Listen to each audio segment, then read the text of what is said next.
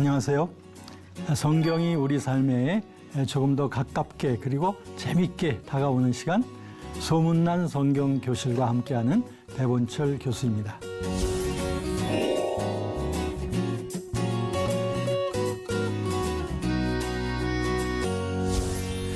지난 시간 저희들은 구원에 대해서 교회사의 내용을 중심으로 해서 올바른 구원, 복음적인 구원이 어떤 것인가 우리가 살펴봤죠. 자, 오늘은 여러분과 함께 나눌 이야기는 바로 여러분들이 신앙생활하면서 굉장히 관심이 많으신 방언에 대해서, 특별히 한국교회와 연관되어져서 한국교회 역사와 연관되어져서 방언을 다루게 될 텐데요. 저는 이 방언 문제가 신학적으로 아주 뜨거운 감자라고 생각합니다. 그래서 여러분 흥미있게 한번 오늘 같이 참여해 보시면 좋겠습니다.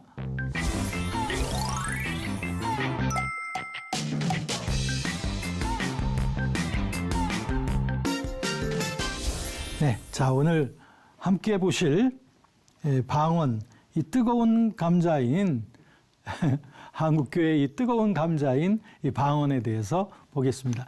이 방언, 지방 언어 사투리를 말하는 거 아니고요.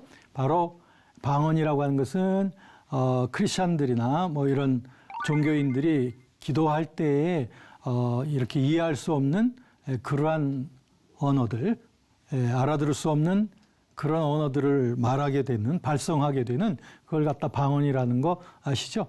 그래서 성경에도 이 방언에 대한 내용들이 많이 나와 있습니다. 자, 그러면 우리 방언이 어떻게 해서 우리나라에 소개가 되어졌을까? 자, 소개가 되어졌다는 말은 무슨 말이냐면 이런 그 방언에 대한 현상, 이런 것들을 뭔가 그 복음의 영향에 의해서 이런 것들이 시작이 되어졌다는 그런 말입니다. 이것이 갑작스럽게 아무런 영향도 없이 우리나라에 이런 방언이라는 현상들이 교회에서 터져 나온 것은 아니라고 하는 그런 의미예요. 그러면 교회의 역사를 보면 이 방언과 관계되어진 역사를 좀 정리할 수가 있거든요. 그래서 그 부분을 좀 정리하려고 합니다. 먼저 방언에 대한 관심이 이제 주어지게 되는 것은 미국과 영국을 중심으로 한 19세기 후반에 서부터 20세기 초반에 걸쳐서 이 방언에 대한 관심이 이제 집중적으로 나타나기 시작하는 거예요. 그럼 그 전은 어떤 건가요? 그 전에 18세기, 17세기, 16세기 또는 중세기 교회 때 이때도 방언이라고 하는 그런 현상들이 왜 없었겠습니까? 초대교회에도 우리 신약 성경을 보면 방언에 대한 언급이 많이 있는 것처럼 그 이후에도 이 방언에 대한 현상들은 있었습니다. 그런데 이것이 큰 주제가 되진 못하고 있었다 이 말입니다. 그런데 이 방언에 대한 것이 이제 논쟁도 벌어지고 촉각이 곤두세워지게 된 것은 19세기 후반에 미국과 영국의 부흥운동의 시대 때에 이 방언에 대한 것도 역시 같이 일어나기 시작했다. 그리고 그런 그 방언의 축복이, 방언의 그 경험들이 일어날 때 거기에는 보통 원래는 웨슬리안 부흥운동 속에서 거기에서 나온 사람들 중에 방언을 강조하는 사람들이 생기게 됩니다. 그 사람들이 제3의 축복이라고 하는 걸 말하게 되는데, 이 제3의 축복이라는 게 뭐냐면은 첫 번째 축복이 거듭남의 축복이고, 두 번째가 바로 그 웨슬리안 부흥사들이 말하는 성령 세례였었던 거예요. 그런데 웨슬리안 부흥사들은 이 성령 세례를 특별히 마음의 정결과 관계해가지고 표현했습니다. 그래서 마음에 성결해지는 거, 이게 바로 성령 세례라고 말했는데, 거기에서 나온 이 사람들은 이 제3의 축복론자들인데요. 이분들은 그 성결 체험으로 만족하지 못하고 그보다 또 더 큰 체험이 또 기다리고 있다. 그래서 그 세 번째 축복의 체험이다. 그것이 뭐냐면 능력을 받는 체험이다. 그러니까 제3의 축복 강조하는 사람들은 첫 번째가 구원받는 거, 두 번째가 성결한 체험을 하는 거, 그리고 세 번째가 능력을 받는 거다 했는데 이 능력 받는다는 것 중에 이 방언이라는 것이 들어갈 수가 있었던 거예요. 물론 그 당시에는 아직 방언을 교리적으로 뭐 성령 세례와 연관시켜서 교리적으로 확정짓지는 않았지만 아무래도 이 능력에 관한 것들을 강조하는 사람들 가운데서 이런 현상적인 일들이 많이 일어났죠. 그래서 거기에서부터 이제 방언 현상들이 많이 눈에 띄게 됐어요. 그러다가 그 중에서 어윈이라고 하는 사람이 이도 역시 웨슬리안파였는데 이런 제3의 축복론자가 되어져 가지고 그가 이런 The Fire Baptized Holiness Church, Holiness 이것은 이제 웨슬리안 특성인데 이 Fire Baptized라는 것은 불로써 세례받는 성결교회다 해가지고 불세례 성결교회라고 하는 것을 만들게 되었어요. 그래서 여기에서 이제 좀 더 방언에 대한 강조가 많이 나타나게 됐다. 자, 그런데 여기에서 또 나오게 된 것이 바로 이 파함입니다. 찰스 파함과 윌리엄 시무어라고 하는 사람이 미국에서 1900년도 초에 1901년서부터 캔서스 토페카와 그다음에 거기에서 아추사에서 이런 그 방언을 굉장히 강조하는, 그래서 이 파함과 윌리엄 시무어는 방언을 지나간 어떤 사람들보다도 더 확실하게 강조하는 사람들이었습니다. 그래서 이분들은 말하기를 성령 세례 받으면 그 가장 뚜렷한 증거가 방언이다 라고 아주 확정적으로 말하게 되었어요. 그래서 이 사람들이 원래는 웨슬리안 목회자들이었거든요. 그러니까 웨슬리안 목회자들이니까 첫 번째 축복은 구원이고 두 번째가 성결의 체험이라고 봤겠죠. 그런데 이들은 거기에다가 하나를 덧붙여가지고 바로 진정한 성령 세례는 방언과 함께 능력을 받는 거다라고 하면서 이러한 전통을 따르게 된 거예요. 자, 그래서 웨슬리안으로부터 시작되어진 이러한 방언을 강조했던 이 사람들이 오늘날 오순절주의의 하나의 첫 번째 창시자가 되었던 거예요. 그러니까 오순절주의의 첫 번째 창시자들 중에는 이 웨슬리안파의 오순절주의자들이라고 말할 수 있죠.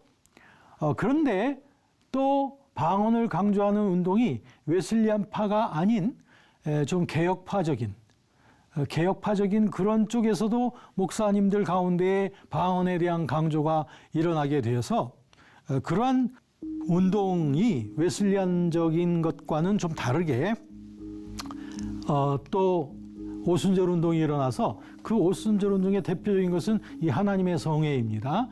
우리나라에도 이제 우리나라의 세계에서 단일교회로서는 가장 커다란 여의도 순복음교회가 바로 하나님의 성회의 대표적인 그 교회 중에 하나인데, 자, 그러면 이 파함이나 시무어 같은 경우는 웨슬리안적 오순절주의라고 말할 수 있고, 이 하나님의 성회 같은 경우는 개혁파적인 그런 오순절주의다 말할 수 있습니다. 왜 그러냐고요?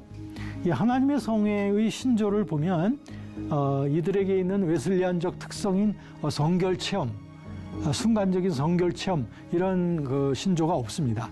그건 뭔 말하냐면 이건 다 개혁파적인, 즉 중생하고 나서 두 번째로 성령 세례 받을 때 그때 방언을 받는 거다라고 이렇게 구분은 좀 되지만 어쨌든 웨슬리안 오순절주의나 또 개혁파 오순절주의나 다 같이 방언을 성령 세례 받은 증거로서 말한다고 하는 점, 이 점은 동등하다 이렇게 볼 수가 있습니다. 여러분 어떻습니까? 잘 이해가 되시나요? 이게 사실 그리 쉬운 내용은 아니지만 여러분들이 잘 따라와 주셔서 정말 감사합니다. 자, 그러면 지금까지 이제 우리나라의 방언이 소개되기 전에 그 19세기 후반과 20세기 초에 일어났던 오순절 운동까지를 보았거든요. 자, 그러면 우리나라에는 그러면 어떻게 방언의 운동들이 자꾸 방언 현상들이 두드러지게 나타난 것은 어떻게 되어진 것일까? 이제 1900년 초부터 장로교와 감리교의 그 신학교가 우리나라에 이제 시작이 되어지면서 특별히 그 장로교의 평양 장로의 신학교에서 사용하던 그 조직 신학 중에 그 내용 중에 중국인 그 가옥명이라고 하는 교수가 쓴 성령론 책을 한국의 평양 신학교에서 교재로 많이 썼습니다. 그런데 그 가옥명의 그 성령론 내용을 보면은 상당히 그 19세기 후반에 있었던 부흥운동의 신학을 많이 담고 있었습니다. 그러므로 이 가옥명의 책에 보면은 방언에 대한 내용도 있고요. 그리고 성령 세례에 대한 내용도 분명하게 나오고 있더라고요. 그러면서 그렇다고 해서 가옥명이 방언을 심하게 강조했냐면 그건 아니었고요. 방언을 할 수도 있다. 성령 세례 받을 때 방언을 할 수도 있지만 더 중요한 것들은 이런 것이다 라고 이런 식으로 표현을 함으로써 역시 가옥명도 방언에 대한 언급과 전제를 하고 있었다는 것은 볼 수가 있습니다. 그러므로 평양 장로의 신학교를 졸업하신 이 장로교 목사님들, 초기 장로교 목사님들은 다 이 성령 세례에 대한 체험에 대한 것을 많이 강조하던 분들이었던 것을 보게 되고요.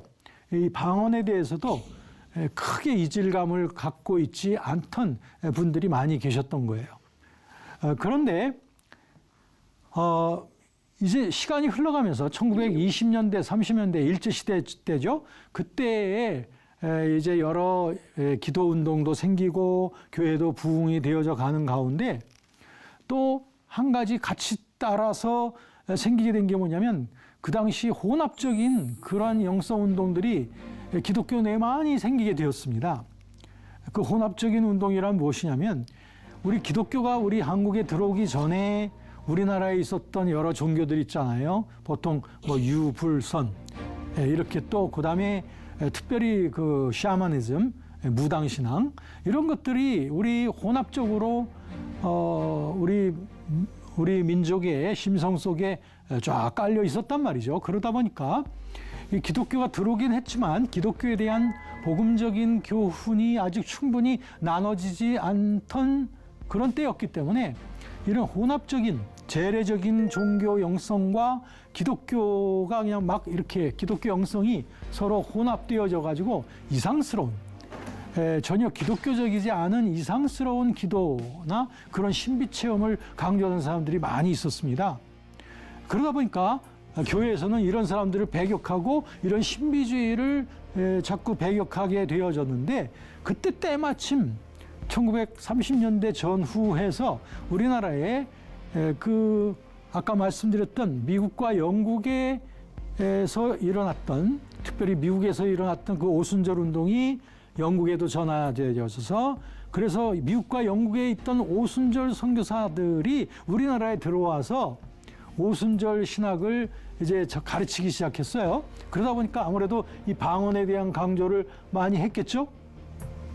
그런데 우리 기존 교회에서는 이 방언하는 사람들을 아주 따가운 눈초리로 보기 시작했습니다. 왜냐하면 그 당시에 있었던 혼합주의적인 영성과 동일한 것으로 방언하는 사람들을 아주 낮게 본 거죠. 그래서 배척하면서 신비주의자들이라고 배척을 하게 됨으로써 이 오순절주의와 함께 시작되려고 했던 이런 방언에 대한 현상들이 1930년대 때로 딱 스탑이 돼버립니다.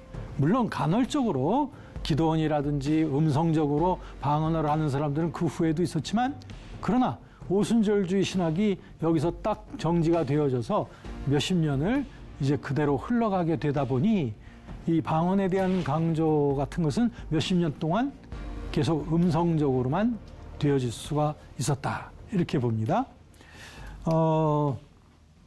그러면 이 방언에 대한 것이 1930년대 때 이렇게 질식을 당하고 그러면 이것이 다시 피어오르게 된 것은 그럼 언젠가 다시 활성화되어지게 된 것, 한국교회 내에 활성화되어지게 된 것은 언제인가? 그것은 바로 1960년대 이후 좀 더 말하자면 1950년대 말 조영기 목사, 그 당시엔 전도사였지만 미국의 하나님의 성회 그 오순절 선교사님들과의 제휴를 하면서 그분들의 영향을 받으면서 우리나라에 하나님의 성회가 이제 만들어지거든요. 그랬을 때 그 대표적인 인물이 조영기 목사님이었죠. 그러다 보니까 이 조영기 목사는 이 방언을 굉장히 강조했습니다. 그래서 성령 세례 받은 가장 중요한 표시가 바로 방언이다 라고 아주 두드러지게 말함으로써 이전에 어떤 사람들보다도 방언에 대한 강조를 많이 하게 됐던 거죠. 그러면서 장로교나 감리교나 성결교나 또는 침례교나 이런 다른 교회에 있던 그런 사람들 중에 특별히 방언을 하는 분들, 이런 분들이 이 조영기 목사님의 그 영향을 받고 그래서 교회를 이적하는 그런 일들도 참 많이 생기게 됐죠. 그러다 보니까 이 순복음교회가 오순절 하나님의 성회의 그 순복음교회가 굉장히 그 따가운 질책을 받게 됩니다. 그래서 70년대, 80년대 때에 이 순복음교회는 다른 교파들로부터 굉장히 많은 질책을 받게 되는 거예요. 그래서 70년대, 80년대 때가 되자 그 당시에는 성령론이 우리 한국의 한 세 가지가 대표적이었습니다. 첫째가 이 조영기 목사를 중심으로 한 오순절 운동. 그 다음에는 이 개혁파를 대표하는 이 장로교회의 계통의 성령운동. 세 번째는 성결파 계통의 성결파 감리교를 포함한 거예요. 성결파 웨슬리안 그리고 감리교 웨슬리안 이게 다 세 번째예요. 이런 한 세 가지 정도로 구분이 될 수가 있었습니다. 오순절 운동 이것은 하나님의 성회의 그런 오순절 신학을 대변하죠. 그래서 방언을 강조하고 성령 세례를 강조하고요. 장로교회 쪽에서는 그런 은사라든지 이런 것들을 좀 거부하고 그 대신 성령론을 내적인 성화 그리고 회개, 중생 이런 차원으로 많이 맞췄고 성결파 쪽에서는 성령론을 특별히 그 순간적인 성결의 체험으로서의 성령 세례 이걸 또 많이 강조했던 것으로 서로 세 가지가 서로들 특성들이 나눠져 있었던 것을 보게 됩니다. 그런데 1980년대로 들어가면서 드디어 이제 성령론의 논쟁이 벌어지게 되는데 그 논쟁의 중심지는 이 장로교였습니다. 이 장로교 내에서 원래는 이 조영기 목사와 이 순복음교회의 방언 강조하는 신앙을 배격하고 그걸 신학적으로 배척하기 위해서 시작이 되었던 건데 이 장로교 내에서 성령론 논쟁이 벌어지게 되었어요. 그것은 뭐냐면은 하나는 첫 번째는 이 중생, 거듭남서부터 이 그 성화의 단계가 지속적으로 되어진다는 거고 또 하나는 거듭남으로부터 성화되어지는 가운데 이 성령 세례라고 하는 이 순간이 필요하다라고 보는 것인데요. 이 두 번째 경향성은 어디서부터 온 거냐? 이것은 이제 19세기 후반에 있었던 부흥운동의 영향이에요. 거기선 성령 세례를 굉장히 강조했기 때문에 그 영향이고 그 1번은 뭐냐? 1번은 보통 정통 개혁주의 성령론의 흐름이에요. 그러니까 이 성령론의 논쟁이 벌어지게 된 것은 바로 성령 세례를 1번은 뭐냐면 성령 세례라고 하는 것은 특별히 강조할 필요가 없다. 왜냐하면 성령 세례란 성령 세례에 의하여 거듭나는 것이다. 성령에 의하여 그리스도와 하나 되어지는 경험, 그게 성령 세례 아니냐? 그러니까 더 이상의 성령 세례를 말하면 안 된다라고 하는 것이고, 2번의 경향은 뭐냐면 그래 성령에 의해서 거듭나긴 하지만 그게 성령의 세례는 아니고 성령에 의하여 충만히 세례되어지는 경험이 필요하다. 그것이 성령 충만이죠. 그게 성령 세례라고 본 것이죠. 이 두 가지 사이에 논쟁이 강하게 벌어지게 되었다라고 하는 것을 볼 수 있습니다. 성결교회도 역시 이 오순절 신앙에 대해서 공격을 많이 했습니다. 어떻게 공격했냐면 이런 은사나 이런 신비적인 그런 것보다는 성령의 역사는 마음의 성결이 더 중요한 것이다. 이런 점에서 성결교에서는 강조를 했죠. 자, 이해가 되시죠? 이런 그 당시 1980년대 때에 이런 그 흐름이, 논쟁의 흐름이 있었다고 하는 거를 보게 됩니다. 그러면 이제 1980년 이후에는 또 어떻게 되냐면 이제 이런 논쟁의 시대가 지나고 난 다음에 80년대 이후에는 지금 어떤 경향성이 있냐면은 방언이라고 하는 것이 초교파적으로, 방언교단적으로 보편화되는 그런 경향성이 지금 많이 있습니다. 지난날에는 방언을 특별히 강조하는 교단이 있었고 그런 교단으로 방언하는 사람들이 많이 몰리곤 했었죠. 근데 지금은 뭐 장로교, 감리교, 선교를 할 것 없이 교단마다 틀리고 또 교회마다 틀려요. 그러니까 지금 방언이라고 하는 것이 좀 대단히 이렇게 보편화됐다. 그러면 이제 좀 정리를 해보도록 할게요. 그럼 오늘날 방언에 대해서 지금 이제 현대적인 동양의 특징을 보면 아까 세 교파를 말했잖아요.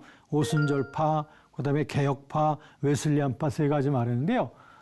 그 중에서 오늘날 일어나고 있는 변화점들을 보면은 뭐냐면 첫 번째 웨슬리안 쪽을 보면요. 그들이 원래부터 갖고 있는 것이 정결과 능력, 이걸 강조하는 거예요. 특별히 정결을 강조하는 건데요. 근데 최근에는 점차적으로 성령의 은사에 대한 포용성이 보이고 있어요. 방언이나 이런 것들에 대해서 요새는 좀 포용하는 경향성이 나오고 있다. 두 번째, 이제 개혁파에서는요. 전에는 방언이나 신유 같은 것들을 거부를 많이 했었는데 이제는 이런 것들을 신학적으로 수용하려는 움직임이 점차 확대되고 있다는 거. 그다음에 이 은사적 기독교는 이 오순절파를 또 포함한 건데요. 여기서는 전에는 성령 세례가 첫 증거가 방언이라고 보았지만 오늘날은 성령의 여러 은사 중에 하나라고 보는 입장으로 좀 더 포괄적으로 변화되어져 갔다라고 하는 것을 볼 수 있습니다. 자, 그러면 오늘 여러분들이 보신 방언에 대한 역사적인 흐름들을 쭉 보시면서 이제 결론으로 우리가 볼 수 있는 것은 이겁니다. 중요한 건 우리 복음적 신앙이 뭐냐? 이게 중요하겠죠. 복음적 신앙의 핵심은 방언이나 신유나 입신이나 같은 은사 체험에 있는 것이 아니라 인간의 내면적인 삶의 변화에 있다는 거, 이게 굉장히 중요하다 이거죠. 내면적인 성결, 이것이 이루어지지 않으면 아무리 은사와 능력이 우리에게 많이 나타난들 그것이 하나님의 영광을 위한 것이 될 수가 없기 때문이죠. 그래서 적어도 16세기 종교개혁 이후 개신교의 복음적 성령론은 뭐냐면은 가장 중요한 것은 바로 이 하나님의 말씀의 정신 안에서 살아가는 겁니다. 그래서 이런 은사적인 것들을 우리가 대할 때 항상 하나님의 말씀의 정신 안에서 해야 된다. 그러니까 말씀에 입각한 신앙생활, 이것처럼 중요한 것이 없다라고 하는 결론을 갖게 됩니다. 자, 오늘 방언에 대한 여러분들이 관심 있는 이 주제에 대해서 역사적으로 살펴보는 시간이었습니다. 여러분 굉장히 쉽지 않은 내용이지만 여러분들이 잘 따라와 주셔서 여러분들에게 유익한 시간이 되셨을 겁니다. 오늘 수업은 또 유튜브로도 올라가는 거 아시죠? 또 다시 확인하시면은 참으로 좋겠습니다.